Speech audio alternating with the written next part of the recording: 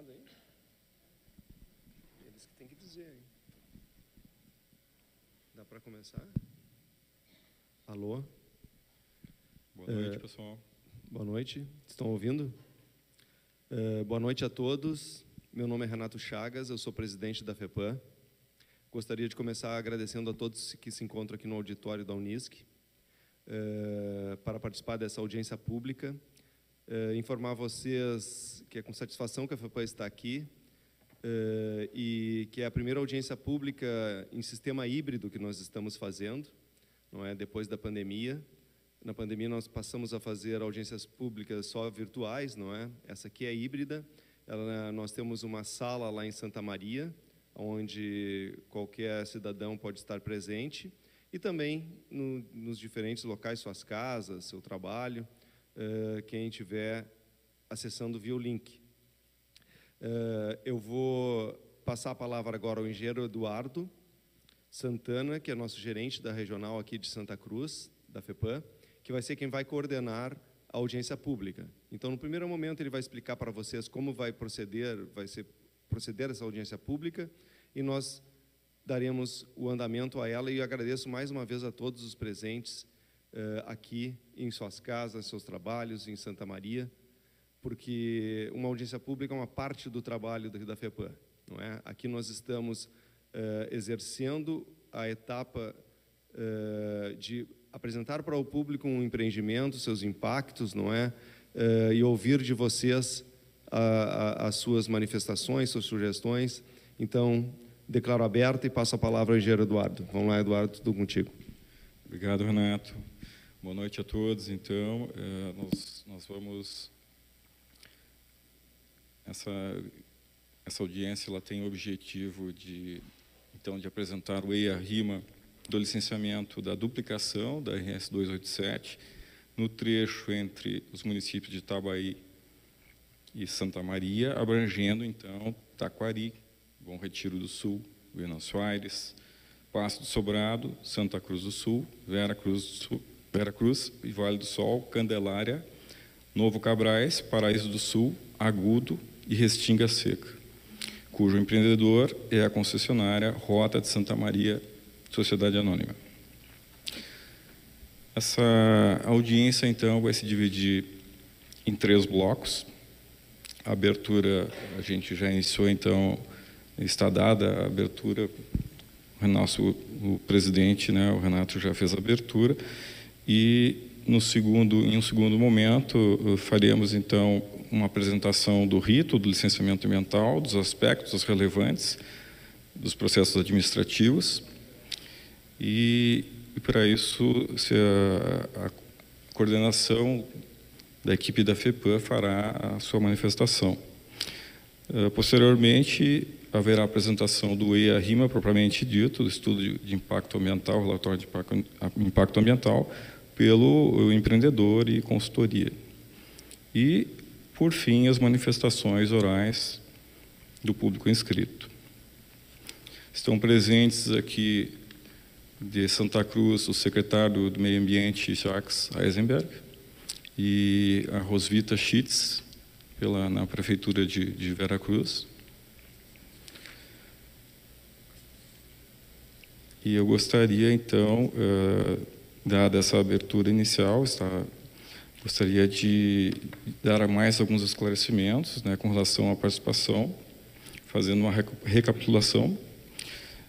A gente começa passando algumas informações referentes ao processo, bem como destacando os principais regramentos, né, para a realização da audiência, o edital de consulta e manifestação pública e audiência pública, que foi publicado dia 2 de dezembro de 2022, no Diário Oficial do Estado, o processo administrativo o 010004, hífen 05.67/22, hífen 9.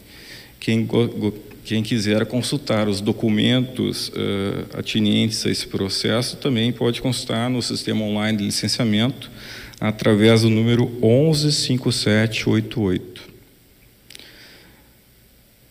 Então, a presente audiência pública está sendo realizada dia 17 de janeiro iniciando às 19 horas, na modalidade, como o Renato bem destacou, tanto presencial quanto remota, né, através, então, sendo disponibilizada uma sala no SESC Senat, em Santa Maria, para esse fim, e também as manifestações poderão ser feitas remotamente a partir dos seus lares ou, enfim, de outros locais remotos.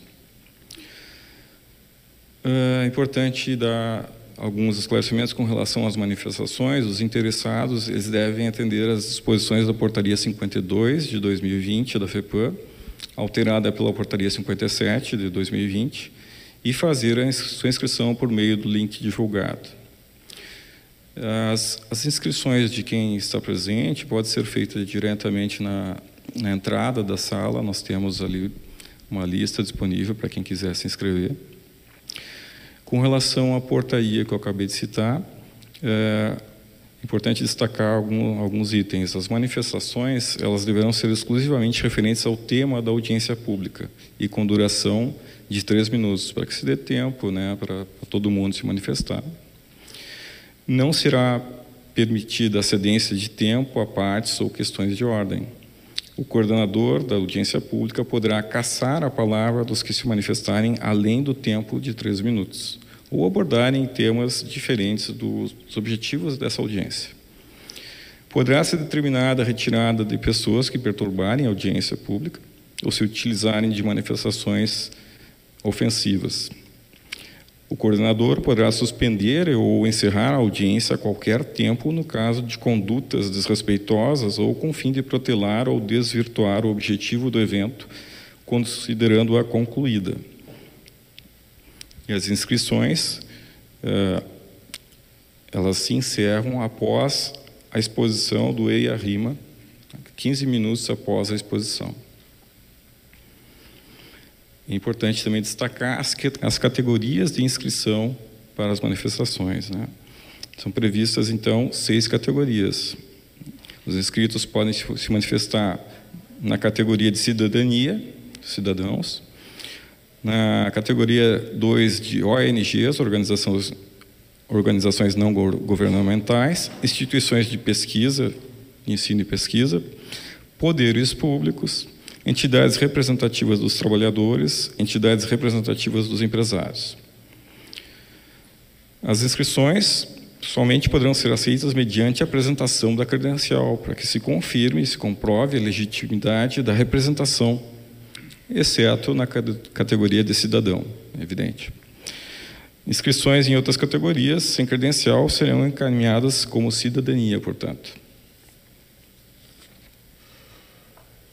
Sendo assim, passo agora, eu chamo para compor a mesa o coordenador do EIA-RIMA, o colega engenheiro Rafael Volquinde.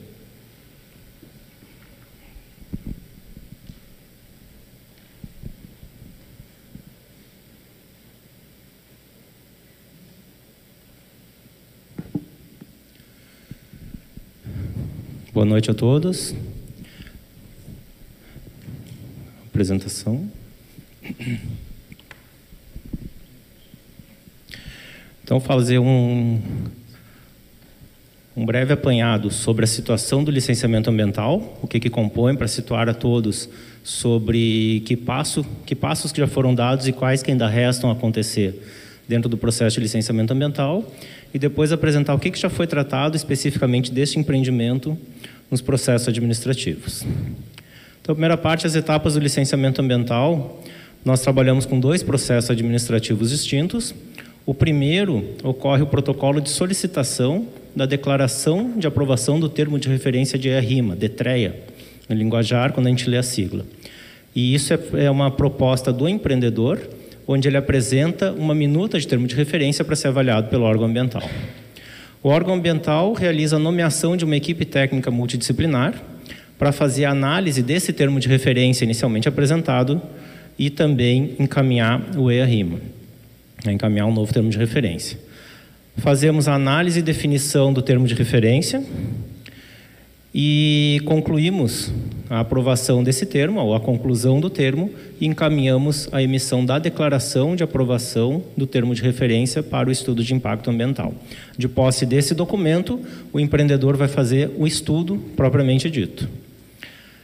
Quando tiver com o estudo pronto, quando está com o estudo pronto, apresenta este EIA-RIMA, estudo de impacto ambiental e o relatório de impacto ambiental ao órgão ambiental, num novo processo administrativo, protocolando um pedido de solicitação de licença prévia de EIA-RIMA.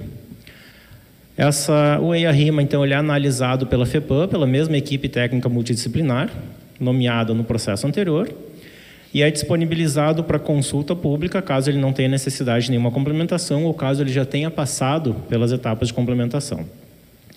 Após os 45 dias mínimos estabelecidos pela legislação, se realiza a audiência pública, que nós estamos fazendo hoje, dia 17 de janeiro. A partir da audiência pública, a gente tem outras etapas também. Isso é importante deixar claro que não é na audiência pública que a obra é liberada, já que a intervenção começa a acontecer. Então, depois da audiência, ainda é previsto um prazo complementar para encaminhamento de manifestações e contribuições da população. São 7 dias para o público fazer isso. A equipe técnica faz análise complementar do estudo de impacto ambiental e solicita complementações caso seja necessário. Recebe essas complementações e faz a análise final do estudo de impacto ambiental com a consequente emissão da licença prévia de EIA-RIMA, uma licença prévia, a qual é importante informar que ela não permite intervenção no ambiente. É uma licença que estabelece viabilidade ambiental e diretrizes de projeto para que o empreendedor possa, então, fazer a confecção dos projetos e apresentá-los no processo seguinte, que é o de licença de instalação. Então, de posse dos projetos, o empreendedor vai solicitar a licença de instalação na FEPAM. Depois de emitida a licença de instalação, que aí sim podem ser realizadas as obras, as intervenções no ambiente, se faz a implantação da obra e na conclusão dessa obra, na conclusão de algumas de suas etapas, é solicitado finalmente a licença de operação, que vai permitir o uso do empreendimento. Então é importante a gente situar que nós estamos hoje na audiência pública, mais ou menos na metade do processo da licença prévia, e que ainda teremos outros 2 processos na sequência. Um que vai avaliar e permitir a implantação do empreendimento, a intervenção no ambiente, e outro após a intervenção, que vai direcionar para que seja aprovado o uso do empreendimento.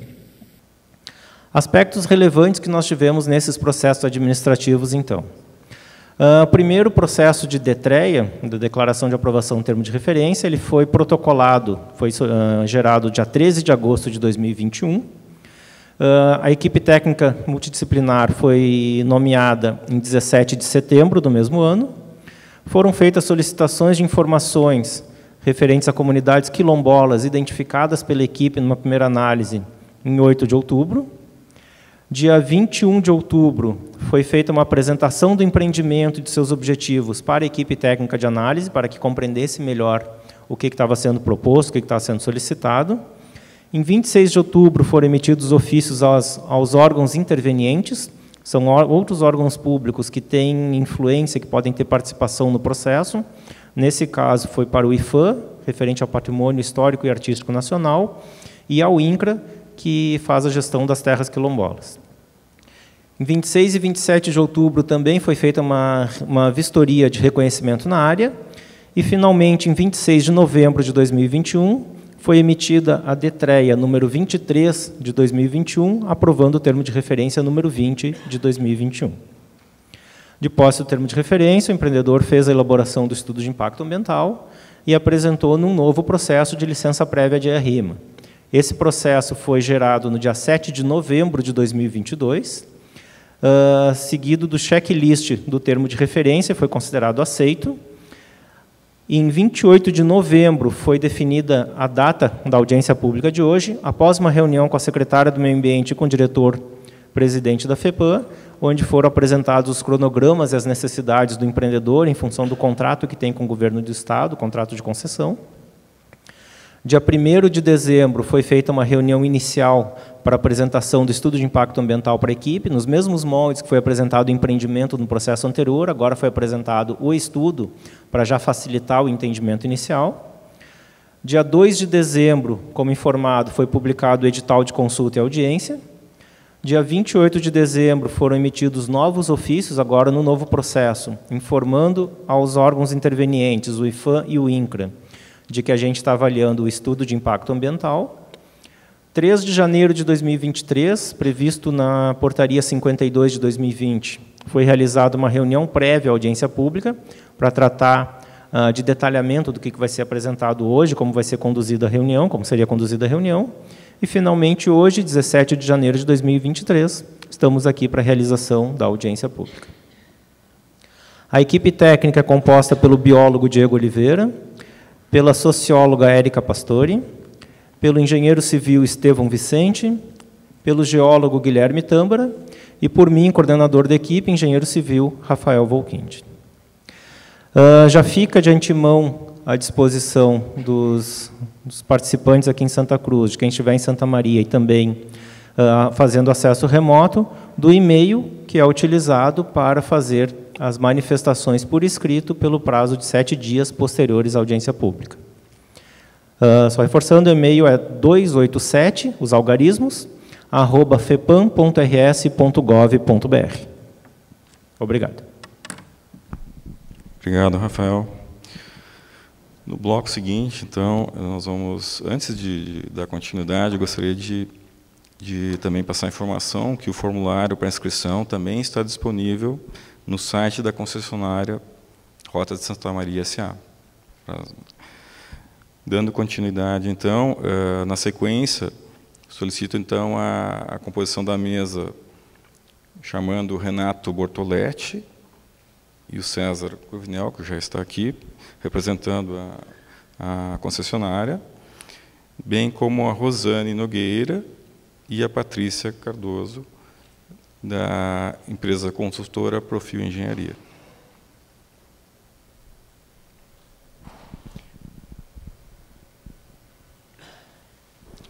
Vocês terão 60 minutos para a exposição, e depois disso, então, após a exposição, ressalto de novo, mas em 15 minutos se encerram as inscrições.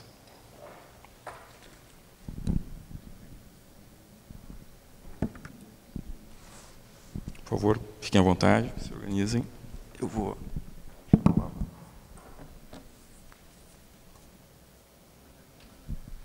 Bom, primeiramente, boa noite a todos.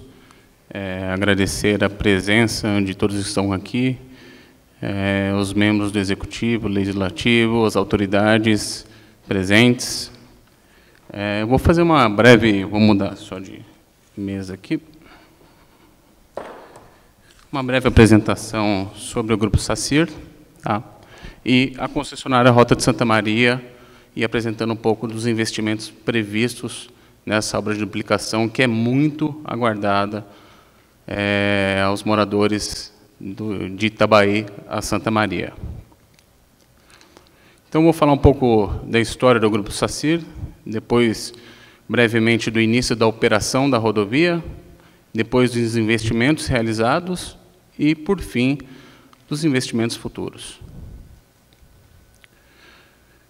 Então, o Grupo SACIR é um grupo espanhol, líder em desenvolvimento de infraestrutura no mundo.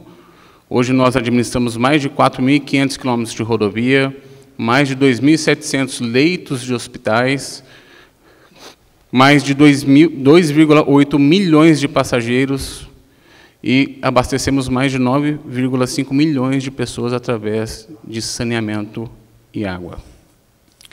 Então, hoje nós somos considerados o quarto maior grupo de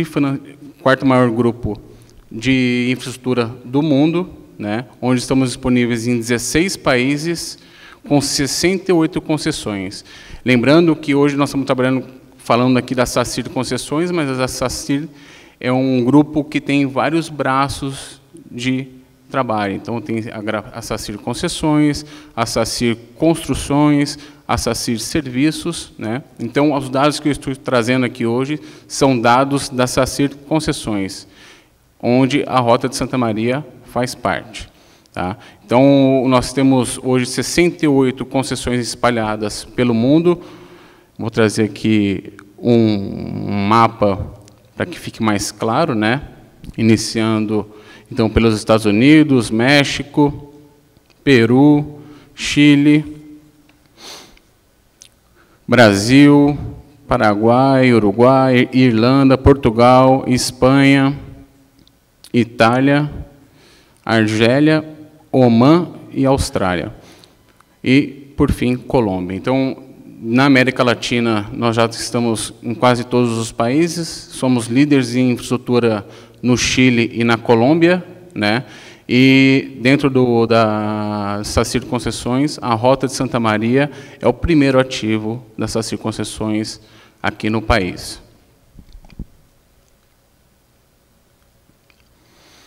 Aqui eu trago alguns selos e premiações de sustentabilidade. O nosso plano estratégico de 2021 a 2025 está disponível no nosso site. Nós somos signatários em trazer para as nossas diretrizes internas associadas aos Objetivos de Desenvolvimento Sustentáveis, os 17. Tá?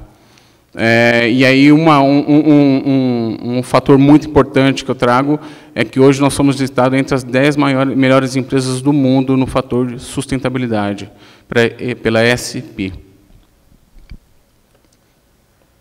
Avançando um pouco, e aí eu vou trazer um pouco agora da realidade da Rota de Santa Maria. Então, nós administramos hoje 204 quilômetros, nós temos previsto 2,7 bilhões de investimentos ao longo dos 30 anos de concessão.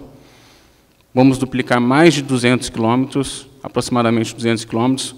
Iremos gerar 1.300 empregos, sejam diretos ou indiretos, e sempre priorizando mão de obra e insumos locais.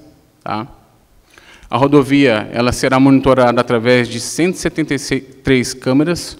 Então, toda a rodovia ela vai ser monitorada por câmeras. E nós teremos mais de 400 milhões em compensações ambientais. E aí, um dado que eu trago desse primeiro ano de concessão, nós já conseguimos reduzir o número de acidentes fatais em 32%. Né?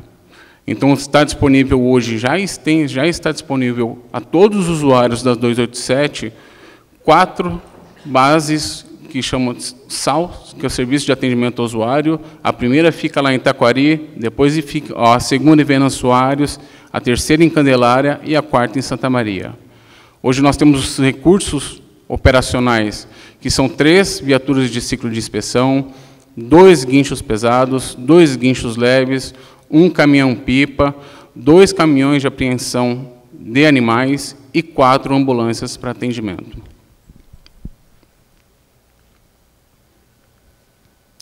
E o nosso contrato a gente divide em 3 etapas. Né?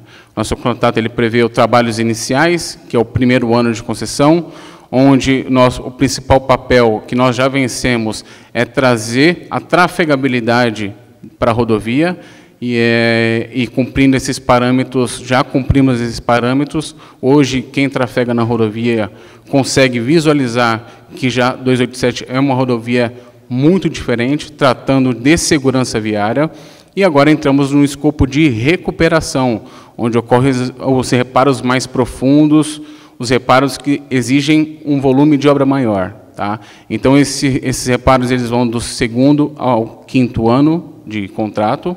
Depois entra a manutenção, que essa manutenção vai até o 30º ano, que é os serviços de manutenção da rodovia. Mas, tratando do assunto duplicação, então a duplicação fica no meio entre a recuperação e a manutenção. Tá? E aí nós vamos trazer um pouco a evolução da 287, desde quando assumimos a rodovia e como ela está hoje. Eu vou focar um pouco mais em pavimento, porque ao usuário é o que é mais visível, né? Então, vou trazer alguns exemplos de quando assumimos a rodovia, como estava o pavimento, tá? E um pouco de exemplo de antes e depois da assunção e do primeiro ano dos trabalhos iniciais. Então, houve toda a recuperação do pavimento, da sinalização horizontal e vertical, foram implantadas mais de 3.800 placas, a sinalização horizontal foi toda refeita, e aqui eu trago um dado muito importante, que nesse primeiro ano nós investimos 3 vezes mais do que estava previsto no estudo referencial, no EVTEA, pela necessidade para a gente voltar a trazer a trafegabilidade e a segurança viária na rodovia.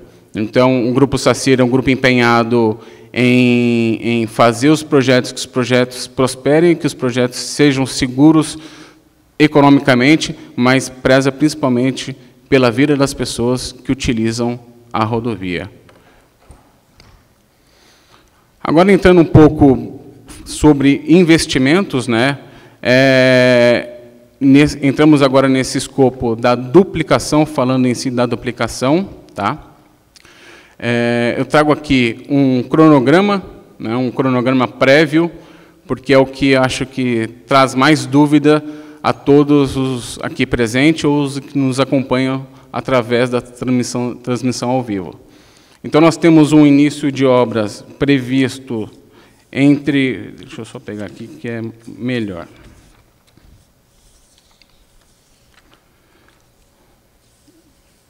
Aqui. Ó. Então, nesse primeiro ciclo de obras, tá, está previsto entre Itabaí, que é o ST1 ao ST3, Itabaí, Taquari, Bom Retiro do Sul e Venâncio Aires, entre abril e junho. Tá? Entre Venâncio Aires e Santa Cruz do Sul, entre abril e maio. Em Vera Cruz, abril. Em Vera Cruz e Candelária, que é o subtrecho 7, novembro de 2023. Desculpa, todas as datas anteriores são no ano de 2023. Candelária, Novo Cabrais, novembro de 23. Candelária, Novo Cabrais, também novembro de 23. E o final lá de Novo Cabrais, também novembro de 2023. E aí o nosso último trecho, que é lá em Santa Maria, na travessia urbana, com previsão de início em janeiro de 2025. Eu trago aqui uma figura representativa para um projeto, né, onde, desculpa, traz um pouco da realidade que vai ser a duplicação. Hoje nós temos uma rodovia que ela já existe, né, então a duplicação vai ser nada mais que uma rodovia, subir uma nova rodovia ao lado. Então a nossa faixa de domínio hoje, ela absorve maior parte da duplicação. Então, nos casos de desapropriação, principalmente são vinculados aos dispositivos de acesso, sejam elas vias marginais, rótulas alongadas ou viadutos. Tá? Então, eu trouxe aqui como exemplo esse projeto, onde demonstra que a faixa de domínio hoje recepciona todos os elementos de engenharia previstos para a duplicação. E aí eu trago aqui uma foto ilustrativa de como vai ficar a nossa rodovia. Então, no caso, tem ao lado esquerdo uma rodovia existente, no lado direito a implantação de uma nova rodovia. Acho que, por fim, é isso. Queria agradecer a presença, mais uma vez, de todos, principalmente das autoridades, os membros da SPGG, muito obrigado pela presença. E passo a palavra agora para a Rosane apresentar os resultados do estudo de impacto ambiental. Muito obrigado.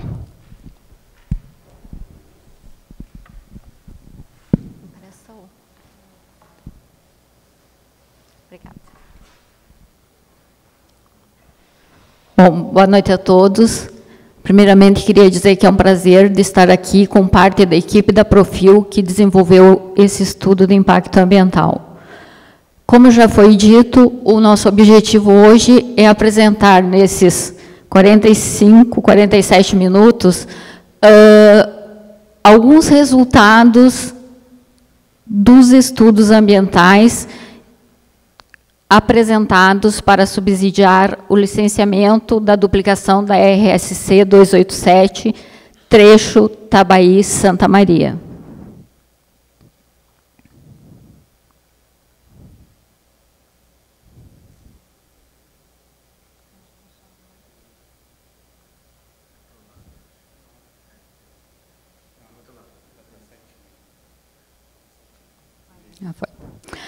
Bom, nesse período, então, nós vamos tentar fazer uma passagem por todos os capítulos do estudo de impacto ambiental, começando com uma apresentação, uma pincelada sobre o empreendimento que o César acabou de falar mais tecnicamente, os objetivos e justificativas do projeto, as alternativas tecnológicas e locacionais, e aí, então, uma pincelada sobre o diagnóstico do meio físico, do meio biótico e do meio socioeconômico.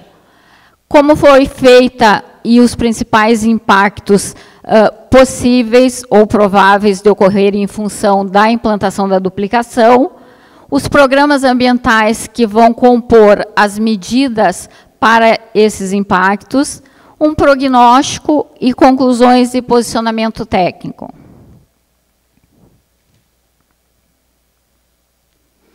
Como já foi dito, começou o processo com a abertura de um processo de editreia, que culminou após discussões entre a FEPAM, SACIR e a Profil, no TR 20 de 2021, que embasa a elaboração desse estudo de impacto ambiental. A partir, então, da emissão do TR, foi feita a caracterização do empreendimento, com a apresentação das justificativas e características do empreendimento. Alternativas tecnológicas e locacionais foram definidas. A definição das áreas de influência direta, indireta e dada, né, a área diretamente afetada. Essas áreas, após definidas pela equipe técnica, foram pactuadas, discutidas com a FEPAM, e a partir daí, então, iniciou-se a elaboração do diagnóstico ambiental dos 3 meios, para os quais foram estudados os principais aspectos da região, como, por exemplo, clima, ruído, geologia, geomorfologia, entre outros itens do meio físico. Para o meio biótico, então, foi estudado as APPs, as unidades de conservação, os corredores ecológicos, feito uma análise do CAR, né, do Cadastro Ambiental Rural, estudos de flora e fauna e reuniões de alinhamento entre a equipe multidisciplinar no avanço dos estudos.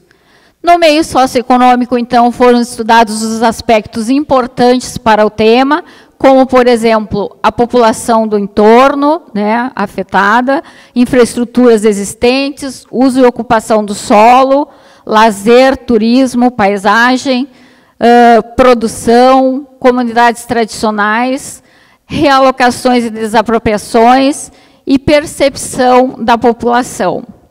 A partir do desenvolvimento do diagnóstico ambiental, então, foi feita uma análise integrada com definição das áreas de sensibilidade. Após a definição dessas áreas de sensibilidade, avaliado os impactos ambientais possíveis, prováveis de ocorrerem nas áreas onde a duplicação vai ocorrer.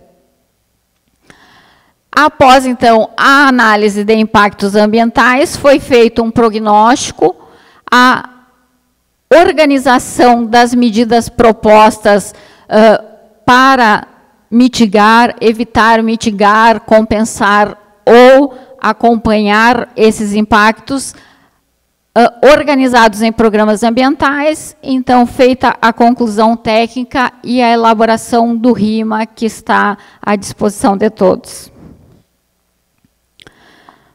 Bom, o empreendimento, então, em tela é a duplicação da rodovia RSC 287, como já foi dito, começa lá na cidade de Itabaí, no quilômetro 2803, no entroncamento com a BR-386, e vai até Santa Maria, no quilômetro 232,54, no entroncamento com a RS 509. A extensão total dessa duplicação é de 204 quilômetros e 51, atravessa 14 municípios, e todo o traçado foi projetado para ser desenvolvido na faixa de domínio, variando direito e esquerdo, conforme menor impacto ou menor intervenção na comunidade, na vegetação, em áreas no seu entorno. O empreendimento, então, ao longo dos seus 204 quilômetros, vai ter vias marginais, viadutos, passagens inferiores, interseções em nível, correções de traçado, passarelas, melhorias em acessos, terceiras faixas, implantação de barreiras divisórias de pistas, implantação de pórticos, observação de parâmetros técnicos pertinentes. Então, todas essas estruturas comporão o empreendimento que nós estamos hoje apresentando os estudos para subsidiar o licenciamento.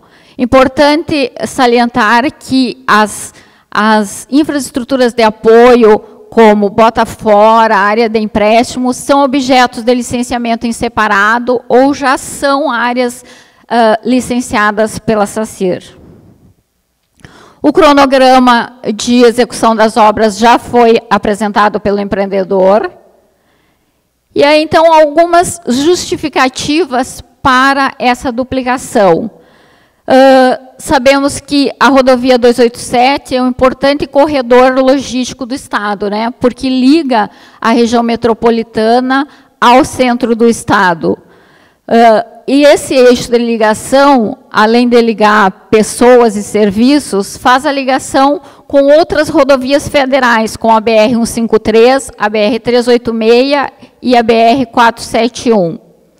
Em estudos de 2022, há expectativa de que haja um crescimento do PIB brasileiro. Então, isso vai gerar o quê? Aumento do volume de tráfego, elevada participação de veículos de carga e necessidade evidente de duplicação de pistas, né, ou de uma boa rodovia. Para garantir isso, então, os objetivos dessa duplicação são garantir a fluidez do trânsito, melhorar a segurança e o conforto dos usuários, preservação das condições de trafegabilidade e aumentar a segurança viária. Como justificativas do projeto, nós podemos fazer um paralelo entre a situação atual e a situação prevista com a duplicação. Na situação atual, nós temos uma rodovia que se enquadra na classe 1B, com pista simples, que se desenrola, né, o existente, predominantemente em zona plana. A velocidade diretriz é de 80 km por hora. Hoje ela não tem controle de acessos, as conversões são liberadas, interseções sem padronização, os acostamentos não estão em condições adequadas, as travessias urbanas também não, e as condições gerais de segurança e fluidez deixam a desejar. Com a duplicação, a previsão é de que nós tenhamos, então, uma rodovia que se enquadrará numa classe 1A, com pista dupla, predominante em zona plana, porque a maior parte do trecho vai ser duplicado na área contígua, né, na faixa de domínio, controle parcial de acessos, redução do índice de acidentes, compatibilização dos acessos e interseções existentes ao padrão estabelecido pela norma vigente, redução dos custos do transporte como consequência direta da melhoria das condições de operação, redução dos custos do tempo de viagem e de passageiros e redução do tempo de entrega de mercadorias. Como alternativas locacionais, foram estudadas, então, 3 alternativas, sendo que a primeira, toda a duplicação ocorrendo na faixa de domínio, variando apenas direita e esquerda, conforme questões técnicas possíveis, melhor viabilidade econômica e socioambiental. E essa possibilidade, essa projeção, ela é feita também para minimizar a interferência e impactos por intervenção em estabelecimentos comerciais situados às margens da rodovia, aproveitar parte da plataforma de terraplanagem, diminuindo a movimentação de solos, né, com aterros e cortes de aterro, né, diminuindo o volume, então, de movimentação, minimizar impactos ambientais causados pela extração de materiais de jazidas, empréstimos e bota fora.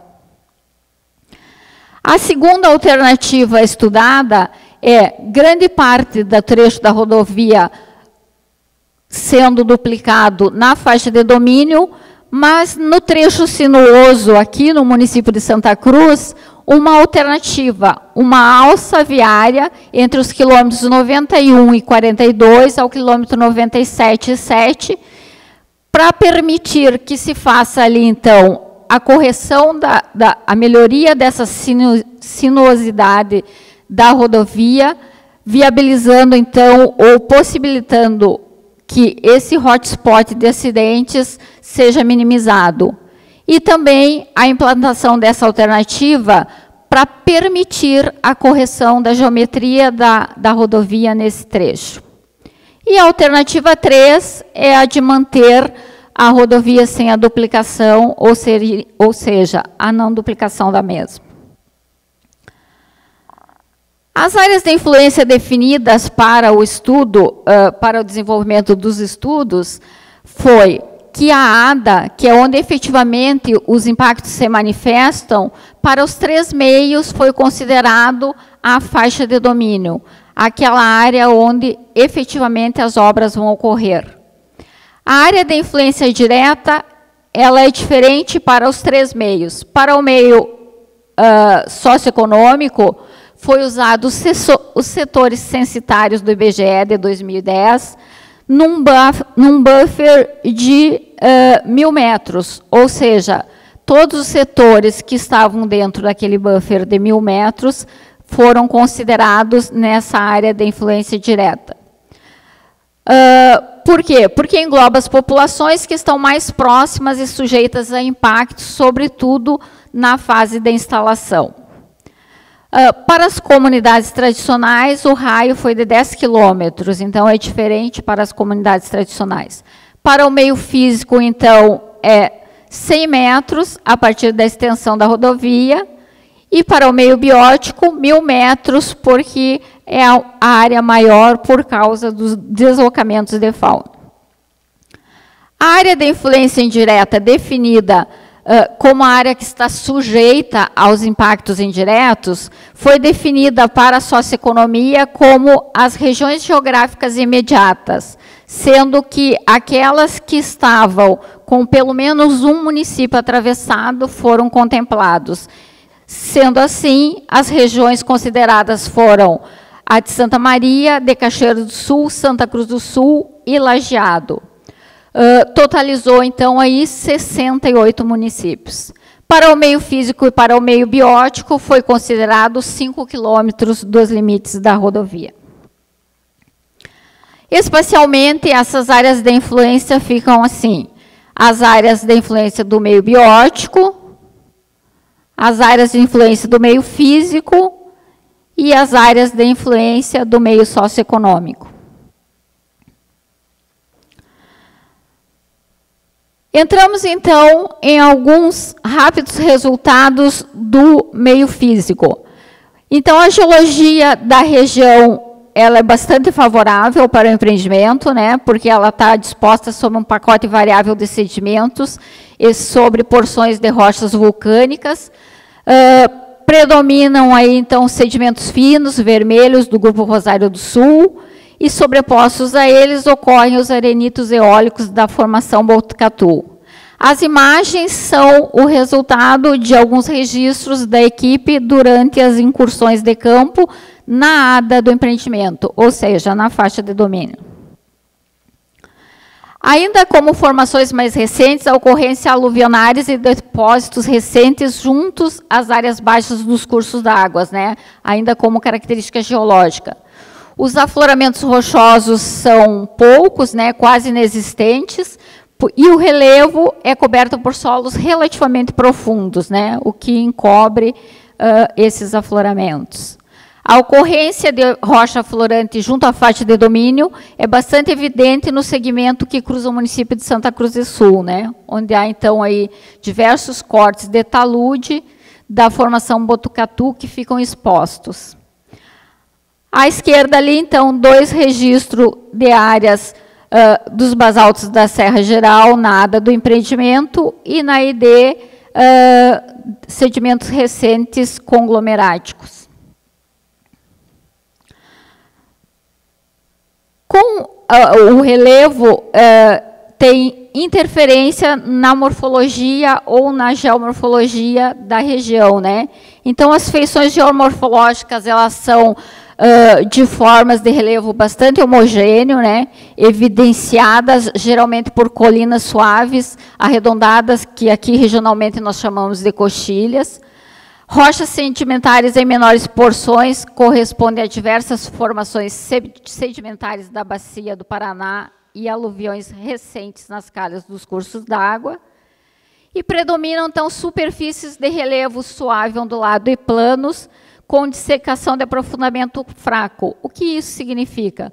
Como os solos têm esses relevos com suavidade na superfície, então há uma condição de formações de processos erosivos naturais bastante fraco. A hidrogeologia da região está basicamente todas as áreas assentadas sobre o sistema do aquífero Guarani, né? E aí, então, foi feito o levantamento dos poços existentes nas áreas de influência. E, considerando, então, profundidades mais rasas, 21 poços, ou 5,16% do total, têm nível de água inferior a 3 metros de profundidade dos solos nos poços daí. Então, durante as obras, a atenção tem que ser dada a esses poços na hora de fazer os cortes sobre o terreno. Deve-se ter toda a atenção no projeto de engenharia, né? O gráfico, então, mostra ali que grande parte da região, a grande maioria, né, 68% da distribuição espacial, é da unidade granular 3GR, de produtividade de água moderada, segundo a CPRM. Com relação à geotecnia, as sondagens e investigações dos solos realizadas até o momento não mostram grandes empecilhos para as obras, pois a geotecnia da região apresenta, em termos gerais, estabilidade, devido à baixa declividade dos terrenos formados por rochas sedimentares e depósitos aluviais, e predomínio de superfície de relevo suave ondulado, às vezes quase plano. As características geotécnicas associadas às chuvas normalmente irregulares aqui, então, contribuem para que a intensidade morfodinâmica, na maior parte daí, esteja enquadrada como faixa estável, o que é bom, né, para a execução de obras. Pontos de atenção aí, 2 em destaque, né? Entre o quilômetro 96 e o 101, 102, né? Aproximadamente, que são as zonas de maior declividade, onde a geologia principal de basalto da Serra Geral e o relevo está associado aos patamares da Serra Geral. Podem ocorrer zonas de maior dinâmica superficial, então, nessas regiões. Nas porções onde há presença de solos moles, também deve-se ter observação importante do projeto executivo.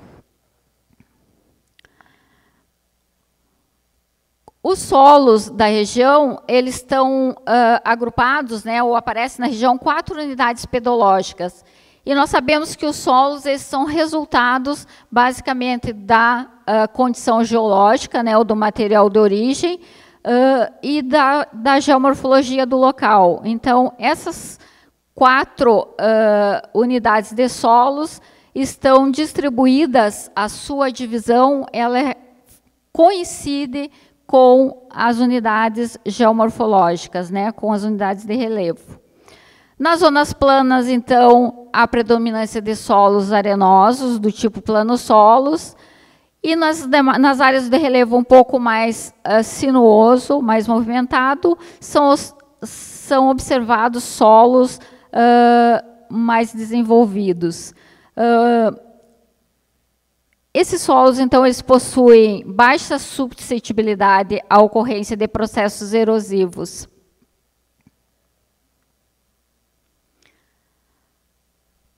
Os recursos hídricos e qualidade das águas da região também foram estudados. A rodovia perpassa 4 bacias hidrográficas, a bacia do Rio Taquariantas, do Vacacaí e Vacacaí-Mirim, a bacia do Baixo Jacuí e do Rio Pardo. Alguns cursos d'água que cruzam o eixo da rodovia são o Taquari, Taquari-Mirim, Vacacaí-Mirim, Jacuí, Botucaraí, Pardo e Pardinho. Dos usos da água, 95% das captações são destinadas à irrigação e apenas 1% para abastecimento público.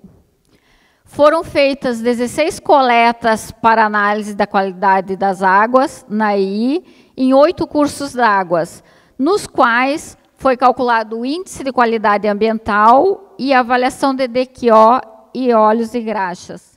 Em 69% dessas amostras, a qualidade da água é boa e 31% regular, segundo os parâmetros e categorias adotados pela FEPAM.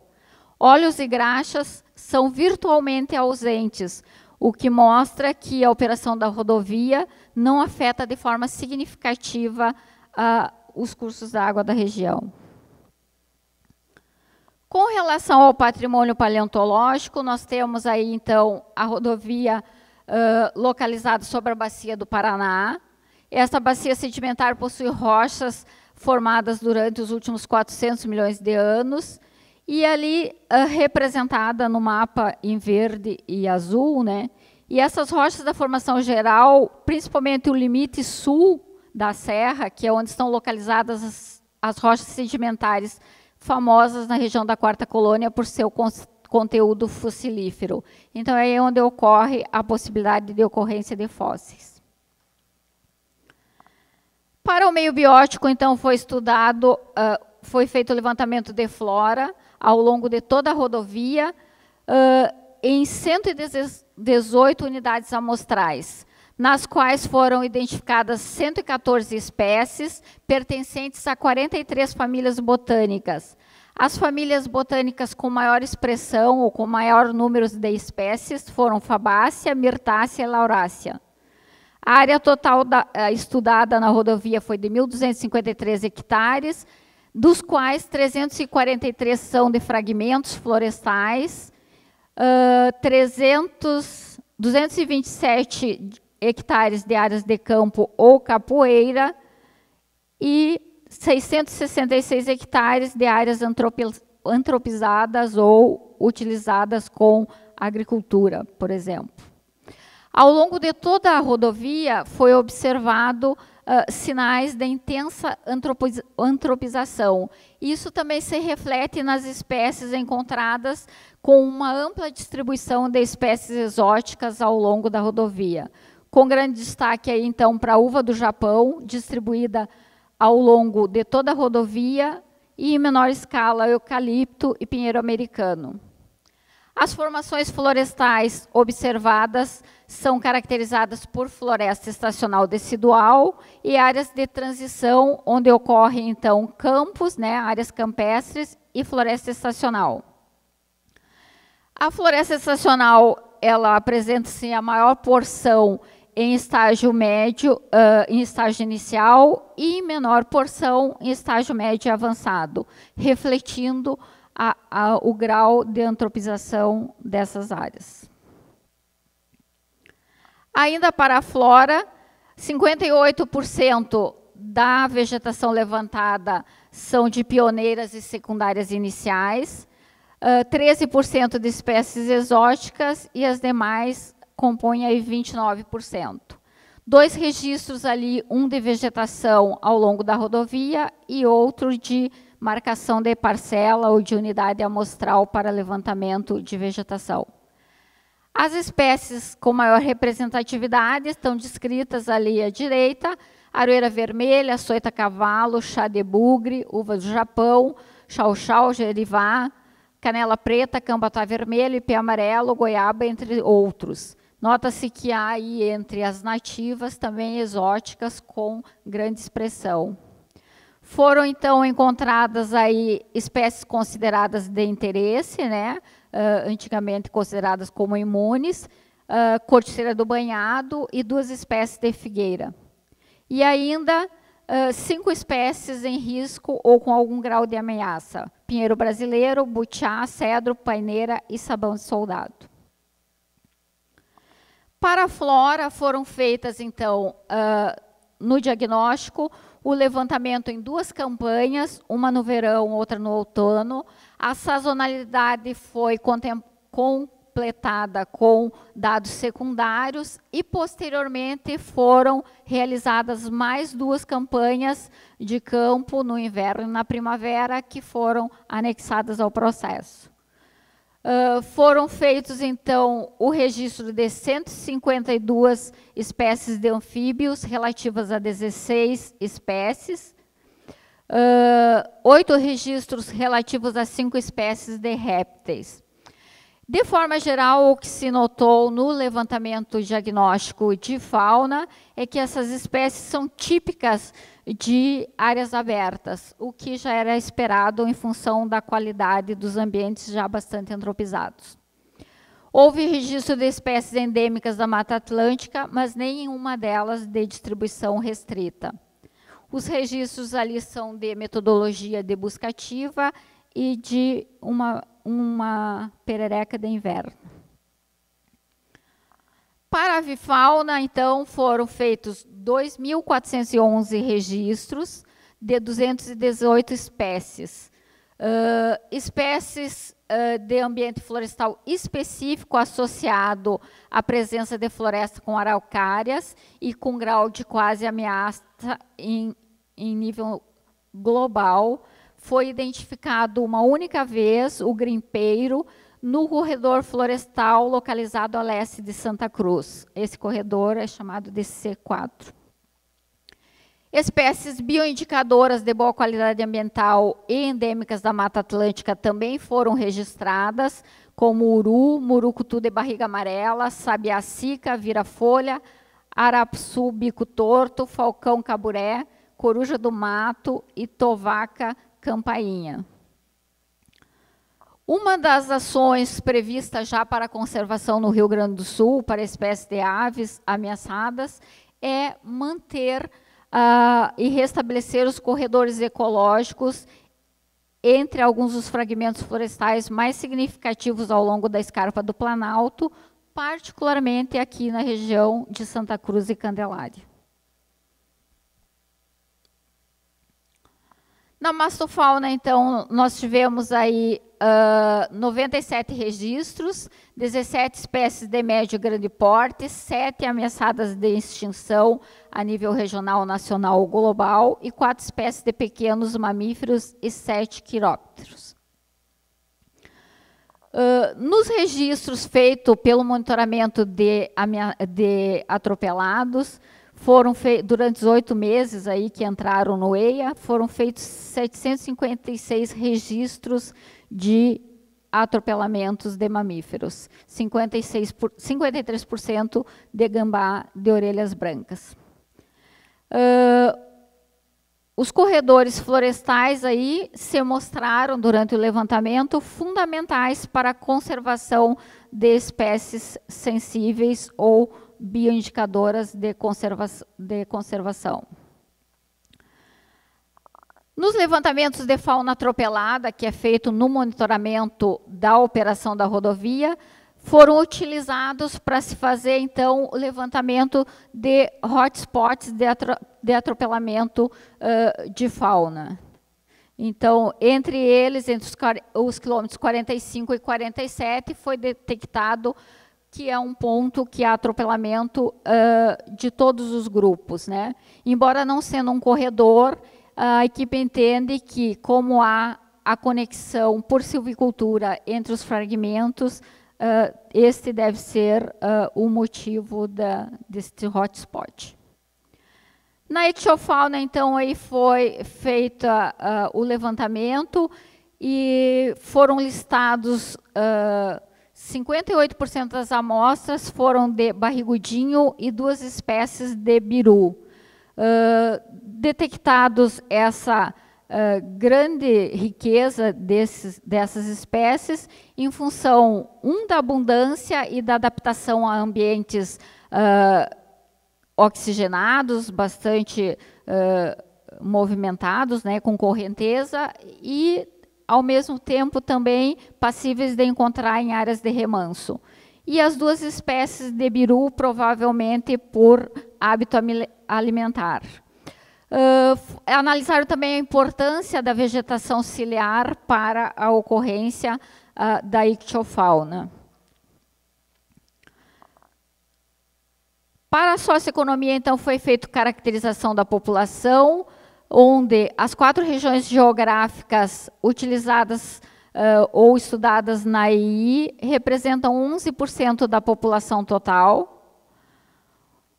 Foi feita também a avaliação da dinâmica social, quando foram consultados entes com possíveis interesses no empreendimento, como o Ministério Público, IFAM, FUNAI, INCRA, prefeituras, câmaras de vereadores, ONGs, etc.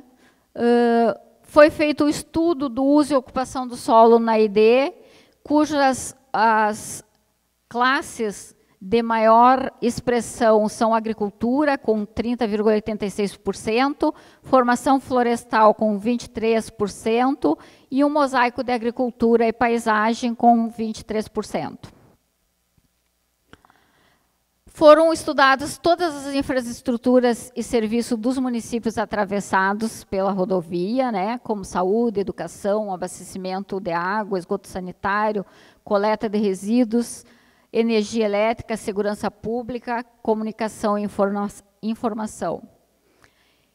E as interferências existentes com infraestrutura são 5 linhas de transmissão, 1 ferrovia, 19 rodovias. Interações e restrições para atividades econômicas. Então, ao longo da rodovia, nota-se que há pequenos comércios, há plantações, há árvores frutíferas, hortaliças, a faixa de domínio é utilizada para, os estabelecimentos usam para estacionamento dos clientes. Então, o levantamento dessas interferências aí, com maior representação, são em áreas de campo capoeira, com 14%, com a própria rodovia, 33,62%, e vegetação arbórea, 34,67%. As desocupações e desapropriações necessárias foram observadas ao longo do estudo, a partir dos cadastros das famílias atingidas realizados pela SACIR, que está em fase final de levantamento. A estimativa é de que 466 haja 466 intervenções, sendo que a maior parte das propriedades que se encontram na faixa de domínio da rodovia serão alvo de desocupações, observando que esse desocupações aqui refere-se não à desocupação da propriedade inteira, mas pode ser um acesso, uma cerca que tenha que ser reorganizado.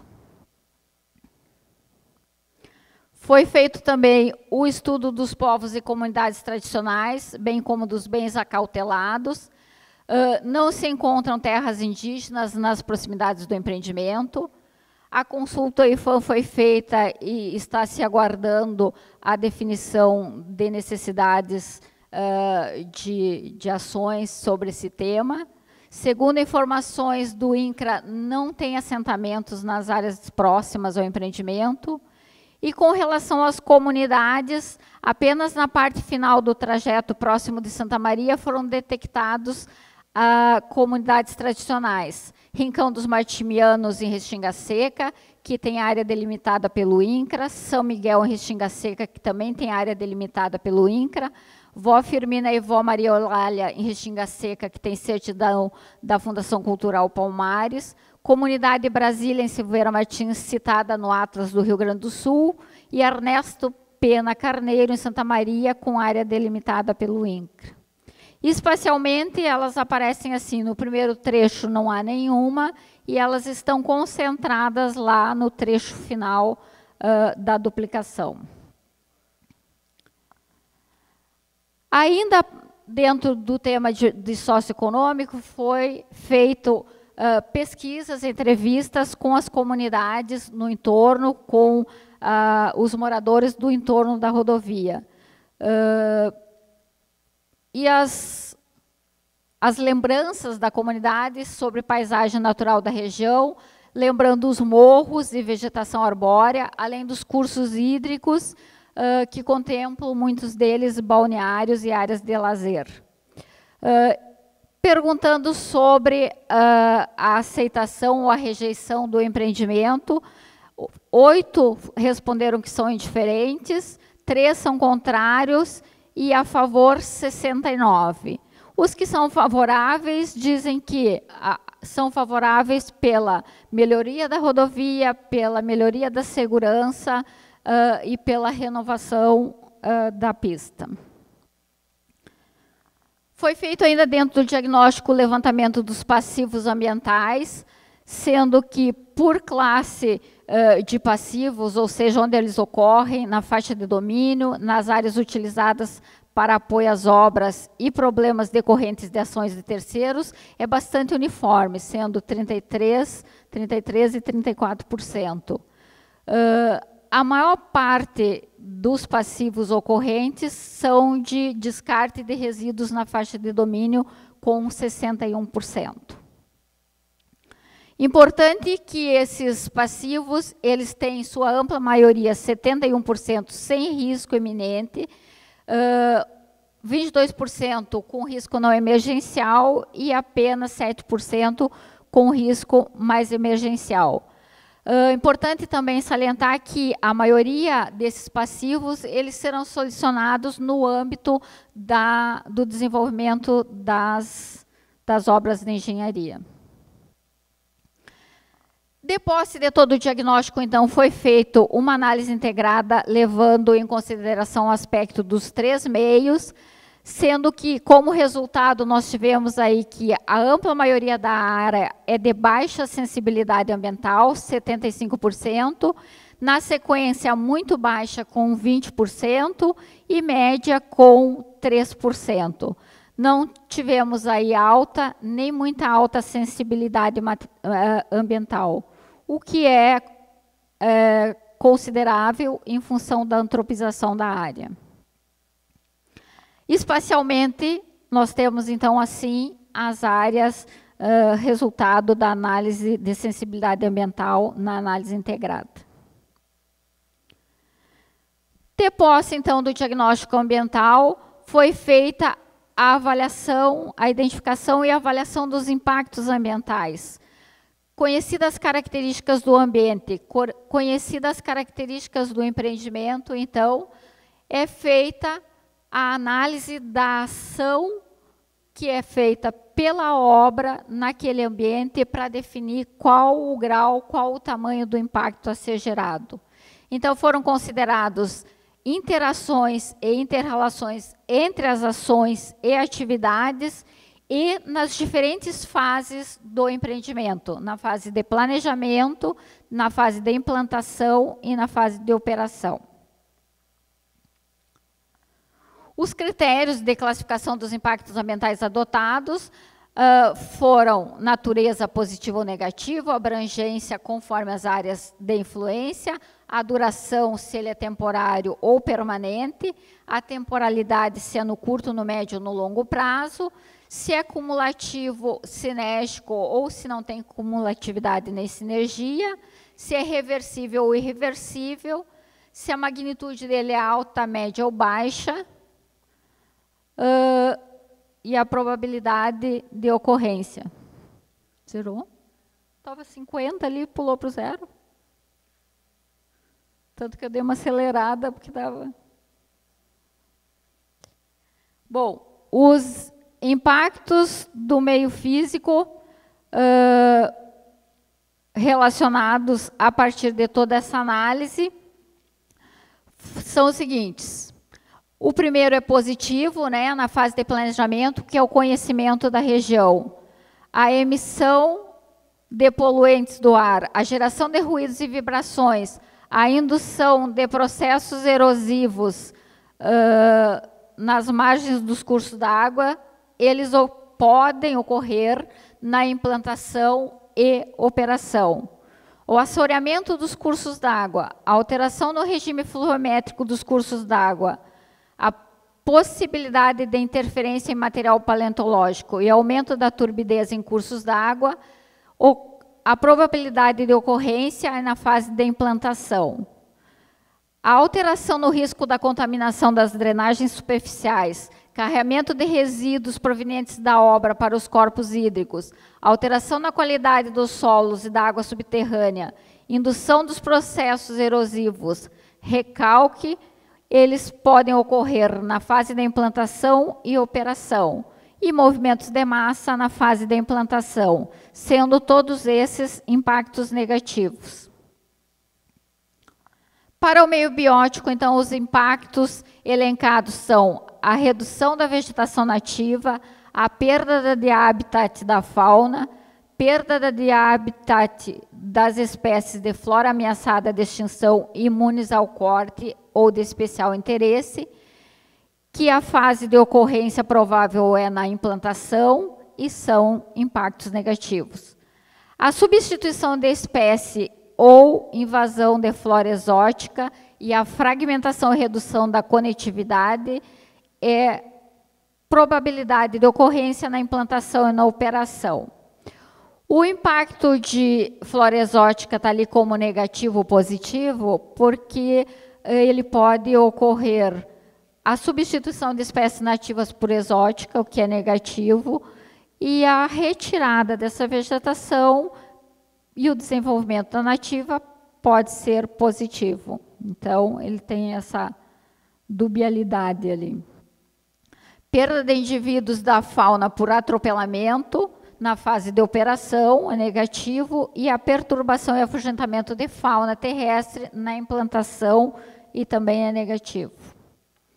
No meio socioeconômico, a geração de expectativas da população na fase de planejamento é um aspecto positivo, aumento da oferta e aumento da receita tributária na fase de implantação são impactos positivos, impactos sobre o atual fluxo de veículos e pedestres, aumento do risco da saúde dos trabalhadores e comunidades próximas, prejuízos estruturais às edificações próximas, interferência no uso e ocupação do solo, pressão sobre a infraestrutura de serviços oferecidos à população local e mudança nos valores mobiliários da propriedade próximas ao projeto de duplicação, possibilidade de conflitos entre população local e empreendedor, são impactos possíveis na implantação e são negativos. Impactos sobre atividades econômicas próximas e alteração da paisagem podem ocorrer na implantação e na operação e também são negativos. Efeitos no aumento da capacidade operacional da rodovia e dificuldade com acessos são possíveis na operação, sendo o efeito do aumento da capacidade positivo e a dificuldade de acessos negativo. Bom, para todas e cada uma dessas medidas foram estudados e elencados ações, ou para evitar que esses impactos ocorram, ou para minimizar esses impactos, para mitigar, monitorar ou compensar esses impactos. Como são muitas medidas, elas são agrupadas em programas ambientais para facilitar o controle e a execução dessas medidas. Lembrando que essas medidas estão todas detalhadas no EIA e no RIMA, tá, pessoal? Não vamos detalhar cada uma delas em função do exíguo tempo. Bom, mas essas medidas, então, elas estão elencadas nos programas que, para facilitar a gestão, são agrupados em 4 grupos. Os programas gerenciais, que são aqueles que são diretamente responsabilidade da construtora, do empreendedor, e que permeiam todos os outros programas. E aí, programas do meio físico, meio biótico e meio socioeconômico. Os gerenciais, então, são o Programa de Monitoramento, Gestão e Supervisão Ambiental, que é o que vai organizar a execução de todas essas medidas e de todos os programas. O Plano Ambiental da Construção, que é o que apoia diretamente as construções para que os impactos sejam evitados ou minimizados. O Programa de Gerenciamento de Riscos Ambientais, que vai prevenir que não hajam vazamentos, que não hajam carreamentos durante a fase de obras. O Plano de Gerenciamento de Resíduos Sólidos e Líquidos, que vai fazer, prever e exigir que haja a destinação adequada. O Projeto de Sinalização de Risco Ambiental, aquelas áreas com maior sensibilidade que devem ser identificadas para que os cuidados sejam redobrados.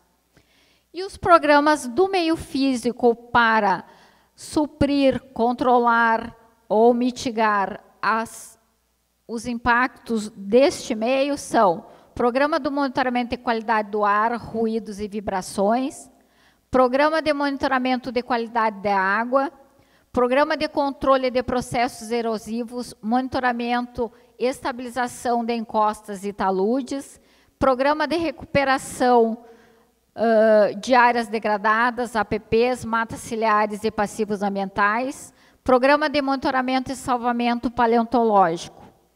No meio biótico, então, nós temos os programas da flora e o da fauna, e alguns, ou a maioria deles, se conversam, né? Eles foram divididos em subprogramas conforme o foco de cada um. Na flora, subprograma de monitoramento e conservação da flora, subprograma de resgate de flora germoplasma, subprograma de intervenção, manejo de vegetação e reposição florestal obrigatória, e o subprograma de prevenção e controle de espécies da flora exótica invasora. E os programas de fauna, subprograma de monitoramento da implantação e passagem de fauna, subprograma de afugentamento e resgate de fauna e subprograma de monitoramentos de atropelamento de fauna. Os socioeconômicos, programa de educação socioambiental, programa de realocações, deslocamentos e desapropriações. Esses 2 programas são aqueles que conversam diretamente com a comunidade, de forma que as medidas, as intervenções ocorram da melhor maneira possível. Programa de comunicação e informação, programa de qualificação da mão de obra e programa de monitoramento de indicadores socioeconômicos. 2 minutos. Bom, foi avaliado o prognóstico com a duplicação e sem a duplicação, e, por óbvio, com a duplicação, com a melhoria da segurança viária e da condição de trafegabilidade, o prognóstico se diz positivo. Com a não implantação, as condições ficariam na situação atual. Bom, como conclusões e posicionamento da equipe técnica, nós temos então aí que uma rodovia que hoje é de 2 pistas vai passar para 4 pistas. As intervenções nos municípios irão proporcionar melhoria das condições das passagens urbanas e das passarelas, melhorando assim a segurança dos pedestres. A intervenção é pequena, porque grande parte do trecho vai ser feita na faixa de domínio, com a exceção da alça viária, com a previsão de redução de acidentes, compatibilização dos acessos, redução dos custos de tempo de transporte de usuários e cargas, e com a aplicação de todas as medidas propostas, a equipe entende que, como a área também, em sua grande maioria, é de baixa sensibilidade, não há empecilhos maiores para o desenvolvimento da duplicação. Nós estamos, então, eu, Patrícia e parte da equipe à disposição para esclarecimentos. Muito obrigada pela atenção.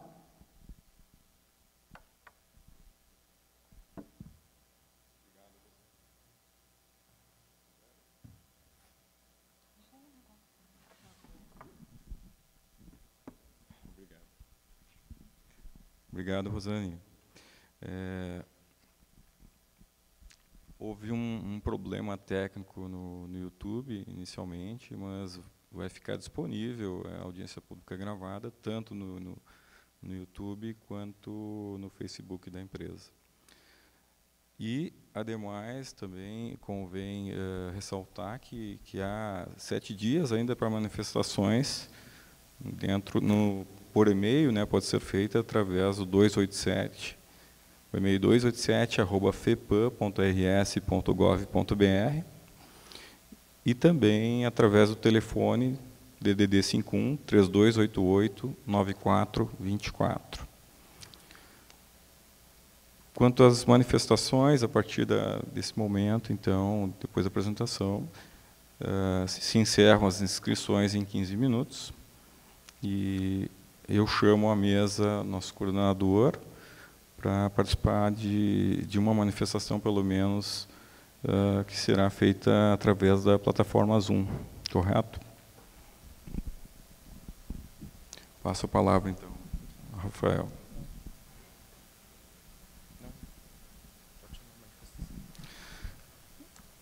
Peço, então, à equipe técnica que coloque no ar a pessoa que gostaria de se manifestar. Como é que é o nome? Cássia Zilke.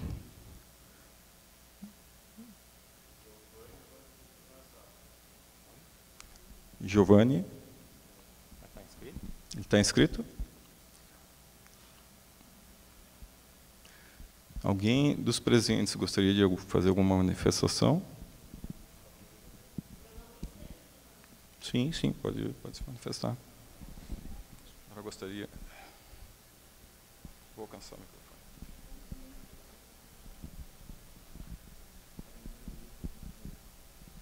Senhora, por favor, se identifique, né? Tá. Tá bom. Boa tarde a todos, prazer, parabéns pelo trabalho. Eu sou arqueóloga e só gostaria de fazer uma pergunta a respeito de arqueologia. Qual o parecer do IPHAN quanto aos trabalhos arqueológicos? Porque eu acessei o EIA-RIMA e não há qualquer citação sobre os trabalhos arqueológicos. E se a gente considerar o trecho são 204 quilômetros, se não me engano. Eu fiz um levantamento muito rápido dos sítios arqueológicos, não tem nenhum na ADA, na área diretamente afetada, mas nós temos quase 30 na área indiretamente afetada. Na AII, não na AID. Na AID, a gente tem 2 sítios próximos de Venancio-Aires, muito próximo ali, mas está a 1 quilômetro da rodovia. Então, eu fico pensando, pelo menos, o nível 2, enquadrar a arqueologia no nível 2, quanto à instrução normativa. Então, era isso. Gostaria de saber como o IPHAN se posicionou. Tá bom? A senhora poderia só repetir o seu nome, por favor? Desculpe, é Cirlei Heltz. Tá bom, obrigado. Vou passar a palavra ao coordenador. Silvia, a gente fez o encaminhamento para o IPHAN, conforme o protocolo, conforme as diretrizes que a gente tem de análise do processo, e eles estão no prazo ainda para fazer a manifestação. Eles têm prazo de 60 dias, 30 ou 60 dias. A gente está aguardando a manifestação do IPHAN para poder dar sequência no processo. Mas ainda não recebemos o parecer conclusivo deles. Alguém mais? Dentre os... Alguém inscrito na internet? Não? Bom, sendo assim, eu dou por encerrada a audiência pública, agradeço a presença de todos aqui, e quaisquer dúvidas, então, por favor, fiquem à vontade, tanto para ligar para o número que eu referi, ou mandar e-mail também para qualquer questionamento. Obrigado a todos. Dou por encerrada a audiência.